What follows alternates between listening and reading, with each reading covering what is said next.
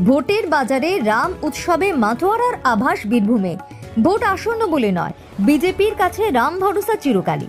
Vote বাজারে পিছিয়ে নেই কংগ্রেসও। তাদের সংখ্যালঘু সভাপতিও শুভেচ্ছা জানাতে দেওয়াল লিখন শুরু করেছেন। আর তৃণমূলও ওয়ার্ডে ওয়ার্ডে রামনবমী পালনের প্রস্তুতি নিচ্ছে নিজেদের মতো করে। কিন্তু ভোটারদের চিংড়ে কে ভেজাতে পারবে তা নিয়ে চিন্তিত রাজনীতিবিদরাই। এবছরে রাম মন্দিরে রামলালার প্রতিষ্ঠা হয়েছে। সেই মূর্তির বিশাল 10 ফুটের কাটআউট নিয়ে দুবরাজপুরে শোভাযাত্রা বেরোবে। একইভাবে সিউড়িতেও রামের ধনুকধারী মূর্তির কাটআউট নিয়ে শোভাযাত্রা বেরোবে। দুবরাজপুরে আরও একটি শোভাযাত্রা হবে রামের মূর্তির কাটআউটে। একই সঙ্গে এদিন জেলার বিভিন্ন প্রান্তে গ্রামের প্রবেশদ্বারে রাম নবমীর শোভাযাত্রা উপলক্ষে বড় বড় তোরণ করা হয়েছে। সেখানে কোথাও কোনো সমিতি বা উদযাপন কমিটির নাম, পেছনে পতাকা ছাড়া রাজনীতি। ময়ূরেশ্বরের কোটাসুর এলাকায় গেরুয়া চেন পতাকায় 6 লাখ। একই সঙ্গে জেলা জুড়ে বিক্রি শুরু হয়েছে রামের পতাকা, বজরংবলীর মুখে ছাপ দেওয়া পতাকা, বাইকের হাতলে পতাকা লাগানো স্ট্যান্ড। এবছরই প্রথম সিউড়িতে 14 ফুটের বিশাল ভিনাইল দেওয়া কাটআউট হাজির করেছে। এবারে রামনবমীকে ছোট করে বলতে গেলে রামের শুভ জন্মদিন। 500 বছর বিভিন্ন জায়গায় থাকার পর রাম এবার তার মন্দিরে যেমন জন্মদিন পালন করবে, গোটা দেশও যেন একটা সাজো সাজো রঙের মধ্যে এবার রামের জন্মদিন পালনের উৎসবে বেঁধে উঠেছে। যেমন আপনাদেরকে যেটা দেখাতে চাইছি, এই মুহূর্তে দুবরাজপুরের উদ্দেশ্যে রামের প্রায় 18 ফুট উঁচু একটি কাটআউট যাচ্ছে। একইভাবে রামলালার মূর্তি প্রতিষ্ঠা হয়েছে, সেখানেও কিন্তু যে মূর্তি স্থাপন করা হয়েছে সেই রামলালার একই রকম কাটআউট এখানে তৈরি করা হয়েছে। অর্থাৎ এক কথায় বলতে যে এবারে যেটা দেখা যাচ্ছে, প্রথমত গোটা দেশ যেমন উৎসবে বেঁধেছে, পাশাপাশি প্রত্যেকটা গলি মহল্লা থেকে শুরু করে এবার যেন রামময় হয়ে উঠতে চলেছে। প্রত্যেকেই নিজ নিজ মতো করে শুরু করেছে এবারে রামের যে শোভাযাত্রা, তার আয়োজন। একদিকে যেমন আমি বলতে চাইছিলাম, প্রায় 10 ফুট লম্বার একটি কাটআউট রামলালার মূর্তি, যেটা অযোধ্যায় শোভা পাচ্ছে, সেই মূর্তি কাটআউট দুবরাজপুরের উদ্দেশ্যে এই মুহূর্তে যাচ্ছে। পাশাপাশি প্রায় 18 ফুট দৈর্ঘ্যের একটি রামের আরেকটি, তার যে তীরধনুক নিয়ে আমরা সাধারণত যে রাম দেখেছি তার আরেকটি কাটআউট। একইভাবে সিউড়িতেও এরকম কাটআউট দিয়ে রামের শোভাযাত্রা বেরোবে তার জন্মদিন উপলক্ষে, অর্থাৎ রামনবমীর দিন।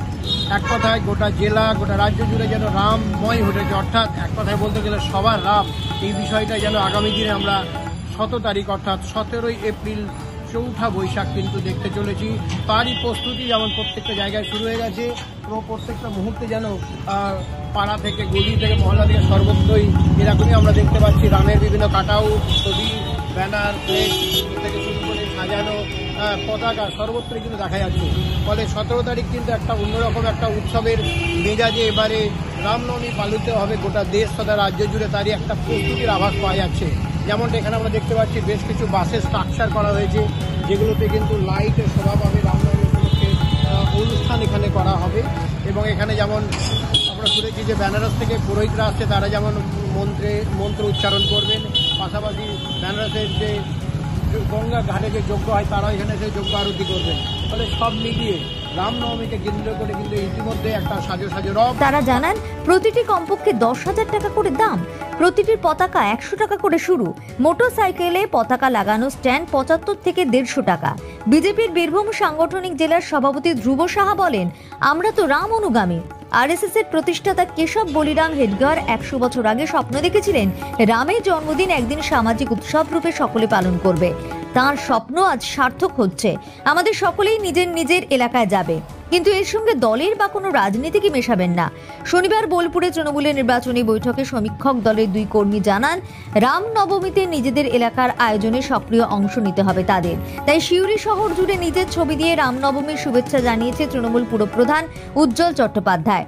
একইভাবে রামপুরহাটে কংগ্রেসের শহর সভাপতি শাহজাদ হোসেন কিনু তার নিজের ওয়ার্ডে রাম, লক্ষ্মণ, হনুমানের ছবি দিয়ে শুভেচ্ছা জানিয়েছেন শহরবাসীকে।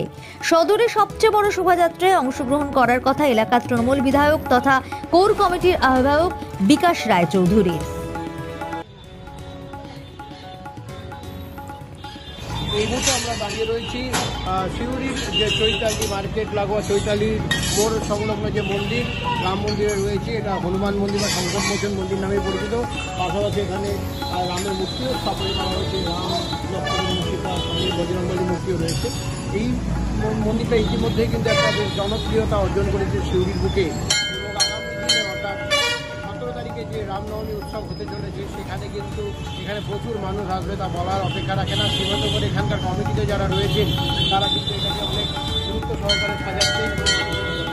দাদা, এবারে 17 এপ্রিল চৌঠা বৈশাখ রামনবমী অনুষ্ঠান, কালকে দিনটা শুধুমাত্র বাকি।